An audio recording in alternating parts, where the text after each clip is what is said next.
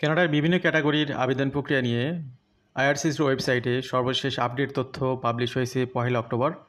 আপনারা চাইলে আইআরসিসির ওয়েবসাইটটা ঘুরে আসতে পারেন, সেখান থেকে সকল ক্যাটাগরির আপডেট তথ্যগুলো জানতে পারেন। যদি কেউ জাস্ট শুনে বিষয়টি বোঝার চেষ্টা করেন তাহলে আমাদের আজকের আলোচনাটি শুনতে পারেন। আজকে আমরা মূলত সেই 1 অক্টোবর পর্যন্ত আপডেট তথ্য যেগুলো আমরা পেয়েছি তার আলোকেই কথা বলবো। যারা পাসপোর্টের আবেদন করেছেন তাদের জন্যে সিটিজেনশিপের আবেদন, ভিসার আবেদন, ভিসা বলতে এখানে permanent residency, temporary resident visa, visit visa, সকল ক্যাটাগরির আবেদনের আপডেট তথ্য নিয়ে আমরা মূলত আজকে কথা বলবো। যারা আমাদেরকে শুনছেন পৃথিবীর বিভিন্ন প্রান্ত থেকে সবাইকে আবার স্বাগত জানাচ্ছি। তো এই প্রসেসিং টাইমগুলো আপনাদের অনেকের সাথে মিলিয়েও যেতে পারে, অনেকের সাথে মিলে নাও যেতে পারে। যারা কানাডাতে বিভিন্ন প্রক্রিয়াতে আবেদন করতে চাচ্ছেন তাদেরকে একটা ওভারভিউ দেয়া এবং যারা ওয়েটিংয়ে আছেন তাদেরকে একটি সান্ত্বনা দেওয়া যে এরকম সময় লাগতেছে। তার বাইরে আবার ব্যাকলগের টাইম রয়েছে, অর্থাৎ স্ট্যান্ডার্ড প্রসেসিং টাইমে যে অ্যাপ্লিকেশনগুলো প্রসেস হবে না সেগুলোকে বুঝতে হবে যে ব্যাকলগে রয়েছে। তো আপনি এখানে যে তথ্যগুলো দেখবেন যে অ্যাপ্লিকেশনের টাইম, সেগুলোকে আপনি একটা এস্টিমেট হিসেবে ধরতে পারেন। নতুন যারা আবেদন করবেন তাদের এই ধরনের সময়গুলো লাগতে পারে, কিন্তু ক্ষেত্র বিশেষে সেটি কম বেশি হবে। Check latest IRCC processing times as of October 2025। তো 1 অক্টোবর 2025-এ প্রসেসিং টাইমস নিয়ে আইআরসিসি বা immigration, refugee and citizenship Canada তারা এখানে একটি তথ্য রিলিজ করেছে। সেখানে আমরা যে তথ্যগুলো দেখতে পাচ্ছি তার আলোকে এখানে এগুলো কেন দরকার, why tracking IRCC processing Times matters. IRCC processing times are more than just numbers. They determine how long applicants wait to reunite with family in Canada. অনেকে ফ্যামিলি ক্যাটাগরিতে আবেদন করে বসে আছেন। কবে দেখা হবে প্রিয়জনের সাথে। Begin studies at Canadian universities. University class শুরু হয়ে গেছে, এখনও কোনো রেজাল্ট পাচ্ছেন না, কবে পাইতে পারেন। Start work under skill work programs. Job শুরু করার কথা ছিল সেপ্টেম্বর মাসে, এখন অক্টোবর মাস চলে আসছে, এখনও খবর নাই। সিকিউর পার্মানেন্ট রেসিডেন্সি, সিটিজেনশিপ, অনেক বছর হলো আবেদন করেছেন পিআরের, এখনও খবর নাই। তো এই বিষয়গুলো আপনাদের অনেকের মধ্যেই রয়েছে। তো তার আলোকে আমরা প্রথমে সিটিজেনশিপ ক্যাটাগরিতে আসি। এখানে সিটিজেনশিপ ক্যাটাগরি আবেদনের প্রসেসিং টাইম বেড়ে গেছে 2 মাস, এখন এটি 13 মাস লাগবে। সিটিজেনশিপ সার্টিফিকেটের জন্যেও 2 মাস সময় বেড়ে গেছে, এখন 7 মাস সময় লাগতেছে। তারপর অন্য ক্ষেত্রে খুব বেশি পরিবর্তন নেই। এবার আসি permanent residency, permanent resident card. তো যারা সিওপিআর নিয়ে কানাডাতে এন্ট্রি করতেছেন তাদের নতুন কার্ডের আবেদন প্রক্রিয়াতে এখন সময় বেড়ে গেছে 10 দিন। আগে যেখানে ছিল 46 দিন, এখন সেখানে 56 দিন সময় লাগবে। তো সিওপিআর নিয়ে যারা যাবেন তাদের 3 মাসের প্রস্তুতি নিয়ে যেতে হবে, যে 3 মাস থেকে তারপরে আসবেন। অথবা আপনি যদি শর্ট টাইমের জন্য কানাডাতে যান, গিয়ে একটা পরিচিত অ্যাড্রেস ঠিক করে দেবেন যেখানে পিআর কার্ডটা আপনার পাঠানো হবে। যাদের পিআর কার্ড এক্সপায়ার হয়ে যাচ্ছে তারা যদি নতুন আবেদন করেন তাদের সময় লাগবে 32 দিন।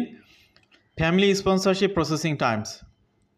এখানে ফ্যামিলি স্পন্সরশিপের 2টি ক্যাটাগরি, স্পৌজাল স্পন্সরশিপ, একটা প্যারেন্ট গ্র্যান্ড প্যারেন্ট স্পন্সরশিপ।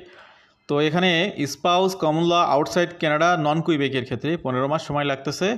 তারপরে spouse common law outside Canada inside কুইবেকের জন্য 41 মাস, অনেক বেড়ে গেছে সময়, 41 মাস সময় লাগতেছে। তারপরে spouse common law inside Canada non Quebec 24 মাস। অর্থাৎ আমরা কিন্তু আগে বললাম আউটসাইড কানাডা থেকে আবেদন, আউটসাইড কানাডা আউটসাইড কুইবেক, আর inside Canada outside Canada inside Quebec. আর এখন দেখতেছেন ইনসাইড কানাডা নন কুইবেক 24 মাস, ইনসাইড কানাডা ইনসাইড কুইবেক সেক্ষেত্রে 37 মাস। এরপরে প্যারেন্ট গ্র্যান্ড প্যারেন্ট প্রোগ্রামের ক্ষেত্রে নন কুইবেকের জন্য 26 মাস এবং প্যারেন্ট গ্র্যান্ড প্যারেন্ট কুইবেকে যারা রয়েছেন তাদের জন্য 44 মাস। কুইবেকের সময় বেশি কেন? Quebec's family sponsorship application generally take longer due to additional provincial requirements. তো তাদের প্রভিন্সিয়াল অ্যাসেসমেন্ট বা এখানে প্রভিন্সিয়াল এখানে কিছু লেটারের বিষয় থাকে, এ কারণে এখানে সময় বেশি লাগে যাচাই বাছাই থেকে অন্য বিষয়গুলো ক্লিয়ার করার জন্য। এবার আসি পাসপোর্টের জন্যে। নতুন পাসপোর্টের আবেদন করলে 10 দিনের মধ্যে পাবেন। এরপরে এটা ইন কানাডা নিউ পাসপোর্ট, আর হচ্ছে in Canada new passport mail regular মাধ্যমে করলে 20 দিন। আর্জেন্ট পিক আপের জন্যে এটা end of next business day, খুব দ্রুতই পাবেন। এক্সপ্রেস পিক আপের জন্য 2 থেকে 9 business day. Passport mail from outside Canada 20 কর্মদিবস। এরপরে হচ্ছে পিআর অ্যাপ্লিকেশনের ক্ষেত্রে ক্যানাডিয়ান এক্সপিরিয়েন্স ক্লাসে আগে 5 মাস সময় ছিল, এখন এটি 1 মাস বেড়ে গেছে। ফেডারেল স্কিল ওয়ার্কার প্রোগ্রামে আগে ছিল 6 মাস, এখানে 1 মাস সময় কম লাগতেছে। অর্থাৎ আইটি আপনি যে পেলেন, এই যে এক্সপ্রেস এন্ট্রি ড্রর মাধ্যমে ড্র হওয়ার পরে আপনি আইটিএ পেলেন, আইটিএ পাওয়ার পর 60 দিন থাকবে। এই 60 দিনের মধ্যে আপনার পুলিশ ক্লিয়ারেন্স, মেডিকেল আর অন্যান্য সবগুলো ডকুমেন্ট কমপ্লিট করে আপলোড করে আপনি যখন এটি সাবমিট করবেন, করার পরে আপনি যখন অ্যাকনোলেজমেন্ট অফ রিসিট পাবেন এরপরে 5 মাস বা 6 মাস সময়গুলো লাগবে। ফেডারেল স্কিল ট্রেড প্রোগ্রাম নিয়ে এখনও স্পেসিফিক ডাটা নেই। প্রভিন্সিয়াল নমিনি প্রোগ্রামের ক্ষেত্রে যারা express entry base provincial nominee প্রোগ্রামে আবেদন করেছেন, এক্সপ্রেস এন্ট্রিতে আপনি পিএনপি প্রোফাইলটি জমা দেওয়ার পরে এক্সপ্রেস এন্ট্রি ড্রোর মাধ্যমে আপনি যে আইটি জমা দিচ্ছেন, তারপরে এখানে 7 মাস সময় লাগতেছে, আগের থেকে 1 মাস কমেছে। নন এক্সপ্রেস এন্ট্রির ক্ষেত্রে 19 মাস সময় লাগবে। কুইবেক স্কিল ওয়ার্কার প্রোগ্রামের জন্য 11 মাস। Quebec business class not enough data federal self এমপ্লয়েডের জন্য 61 মাস। এরপরে দেখুন আপনার আটলান্টিক ইমিগ্রেশন প্রোগ্রামের জন্য আগের থেকে বেড়ে গিয়েছিল আগেই, তো এখানে 13 মাস সময় লাগতেছে, এক সময় এটা 8 মাস সময় ছিল।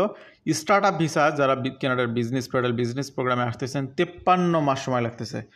এরপরে হচ্ছে visitor visa from outside Canada, visit visa যারা আবেদন করতেছেন ইন্ডিয়া থেকে করলে এখানে 75 দিন, আগের থেকে 2 দিন বেড়ে গেছে। ইউনাইটেড স্টেটস থেকে করলে 23 দিন, বাংলাদেশ থেকে করলেও 75 দিন, নাইজেরিয়া থেকে 28 দিন, পাকিস্তান থেকে করলে 46 দিন। এরপরে হচ্ছে আদার categories visitor visa inside Canada থেকে মাত্র 15 দিনের প্রসেস হচ্ছে। ভিজিটর রেকর্ড এখানে সর্বাধিক সময় লাগতেছে 165 দিন।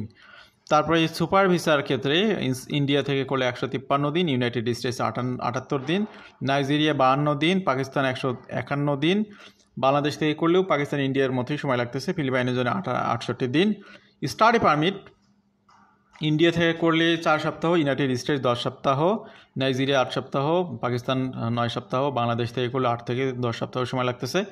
Study permit from outside Canada 6 সপ্তাহ, স্টাডি পারমিট ইনসাইড কানাডা 6 সপ্তাহ সময় লাগতেছে। স্টাডি পারমিট এক্সটেনশনের জন্য 172 দিন সময় লাগতেছে। তো স্টুডেন্ট যারা শুনছেন একটু ভালো করে খেয়াল করুন, স্টাডি পারমিট এক্সটেনশন আপনারা চেষ্টা করবেন অনেক আগে স্টাডি পারমিট এক্সটেনশনে আবেদন করতে। দেখুন 171 দিন মানে 6 মাস সময়ের মতো সময় লাগতেছে, বিশাল দিন। এবার আমরা আসি ওয়ার্ক পারমিটে। এখানে ইন্ডিয়া থেকে করলে 8 সপ্তাহ, ইউনাইটেড স্টেটস 3 সপ্তাহ, নাইজেরিয়া 11 সপ্তাহ, বাংলাদেশ থেকে করলে 11 থেকে 12 সপ্তাহ, পাকিস্তান 12 সপ্তাহ, ফিলিপাইন থেকে 7 সপ্তাহ সময় লাগতেছে। Work permit from inside Canada, inside Canada থেকে দেখুন 196 দিন, 4 দিন আরও বেড়ে গেছে। তো এই ওয়ার্ক পারমিট নিয়ে যারা আছেন খুব ভালো করে এই বিষয়গুলো আমলে নেবেন যে আপনার নতুন ওয়ার্ক পারমিটের ক্ষেত্রে আগে আবেদন করা বা আগে ঠিক করা, যাতে করে বিপদে না পড়েন, আপনি ওভারস্টে করতে না হয়। সিজনাল এগ্রিকালচার ওয়ার্কারের ক্ষেত্রে 70 দিন, ইন্টারন্যাশনাল এক্সপিরিয়েন্স ক্লাস এখানে 5 সপ্তাহ লাগতেছে। ইটিএর মাধ্যমে ইলেকট্রনিক ট্রাভেল অথরাইজেশন অ্যাপ্রুভাল পেলে 5 মিনিট 72 ঘন্টার সময়ের মধ্যে। দি October 2025 update shows that while some categories like the Federal Skill Worker Program and PNP Express Entry have improved, others such as citizenship application, CEC and super visa timelines have grown longer. তো আজকের আলোচনা আমরা শেষ দিকে আসি। যারা কানাডাতে বিভিন্ন ক্যাটাগরিতে আবেদন করতে যাচ্ছেন তাদের তথ্যগুলো জানলে হয়তো উপকৃত হবেন যে কীরকম সময় লাগবে, একটা এস্টিমেট পেলেন। যারা ওয়েটিংয়ে রয়েছেন এখনও সময় পান, এখনও প্রসেসিং হয়নি, আপনার এই সময়ের মধ্যে ধরে নিতে হবে ব্যাকলগে রয়েছে। ব্যাকলগে থাকাকালে আপনি ওই ফর্ম রাইজ করে আপনি একটা রিকোয়েস্ট করতে পারেন যদি আপনার কোনো বিশেষ সমস্যা থাকে যে কী কারণে লেন্দি হচ্ছে এবং আপনারটা যাতে দ্রুত প্রসেস করতে হয়। আপনার কোনো বিশেষ রিজন থাকলে, ধরুন যে আপনি ভিজিট ভিসা আবেদন করেছেন, যাবেন আপনার বোনের ডেলিভারি কেস আছে, তো সেটা এখনও আপনি পাচ্ছেন না রেজাল্ট, তাকে ওই ফর্মের মাধ্যমে রিকোয়েস্ট করতে পারেন যে আপনার বোনের বাচ্চা হবে, সেই সময় তার পাশে থাকাটা জরুরি যাতে আপনার প্রসেসিংটা দ্রুত হয়। এ ধরনের কিন্তু ইস্যুস থাকলে আপনি আউট অফ প্রসেসিং টাইমের মধ্যে পড়ে গেলে রিকোয়েস্টগুলো করতে পারেন, তাহলে আপনাদের রেজাল্ট হয়তো পজিটিভলি তারা দেখবে। অকারণে যদি ওই ফর্ম রাইজ করেন ইমিগ্রেশন অফিসার বিরক্ত হয়ে আপনার অ্যাপ্লিকেশনটা অকারণে রিফিউজও করে দিতে পারে, সুতরাং সে বিষয়েও খেয়াল রাখতে হবে। ভালো থাকবেন সবাই, আল্লাহ হাফিজ, আসসালামু আলাইকুম।